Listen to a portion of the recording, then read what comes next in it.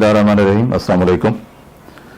आज जिस तरह पाकिस्तान स्टॉक एक्सचेंज पर 4 मुसल्लह दहशतगर्दों ने हमला किया है और हमारे एक सिक्योरिटी के जवान और 2 मुसाफिरों को शहीद किया है, इसकी बड़ी हमें तवक्को थी, क्योंकि आजकल जो भारत है उसे चीन ने दबोच रखा है और भारतीय हुकूमत को समझ नहीं आ रही कि वो चीन का किस तरह मुकाबला करे।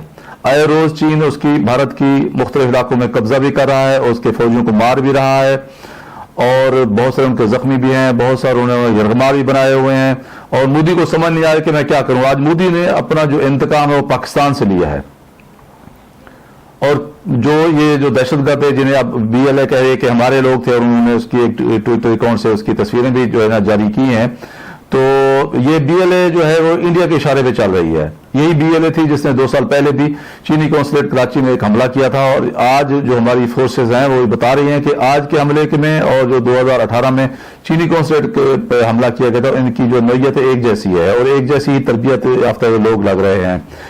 ये अल्लाह तबारक का लाख लाख शुक्र है कि हमारी जो है रेंजर्स और सिक्योरिटी फोर्स ने 7-8 मिनट के अंदर अंदर इन लोगों को, हमलावरों को जानना हासिल कर दिया है, क्योंकि ये ऐसे गद्दार जो वतन के लोग होते हैं, नंगे वतन लोग होते हैं, जो दूसरों के मुल्कों के इशारों पे चलते हैं, उनका अंजाम यही होना चाहिए। तो मैं समझता हूँ कि अल्लाह तबारक करम है कि भी स्टॉक एक्सचेंज को जो एक पाकिस्तान की एक जो बड़ी इक्तिसादियात की एक शहरग होती है वो बड़े एक हादसे से बच गई है, क्योंकि आज सोमवार का दिन था और बड़ा रश होता है इस दिन। तो अब यह है कि भी हमारी सिक्योरिटी फोर्सेज ने उनको इहाते के, कुछ को गेट के बाहर और कुछ को इहाते के अंदर ही मार डाला है।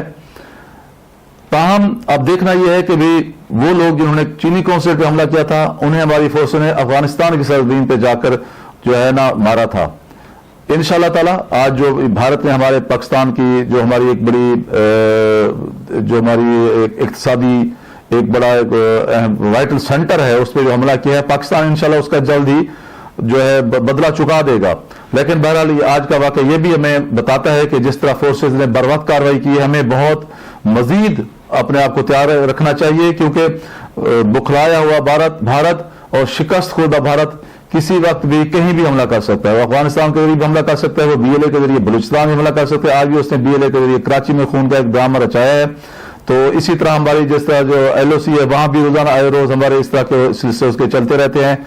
तो हमें पाकिस्तानी फोर्सेस को और रियासत पाकिस्तान को अब मजीद एहतियात करने की जरूरत है, क्योंकि एक काफी लंबे अरसे बाद आज फिर दहशतगर्दों ने पाकिस्तानी जमीन को लहूलुहान किया है, हमारे पाकिस्तानी भाइयों का खून बहाया है। इंशाल्लाह हमारी फोर्सेज ये खून रायगां नहीं जाने देंगी और वो वक्त दूर नहीं जब इंशाल्लाह ताला हम भारत को इसी तरह का जवाब देंगे। आज भारतीय मीडिया चीख चीख कर इस पे ऊपर खुशी मना रहा है कि पाकिस्तान स्टॉक एक्सचेंज पे हमला हुआ है, तो चीन को तो जवाब दे नहीं सकते। अब भारत जो है वो पाकिस्तान पे हमला करके अपनी खुशी मना रहा है, तो ये उसकी बुज़दिली की एक इंतहा है। तो दोस्तों मैं समझता हूं कि ये पाकिस्तान के इत्तेहाद और यकजहती का वक्त है।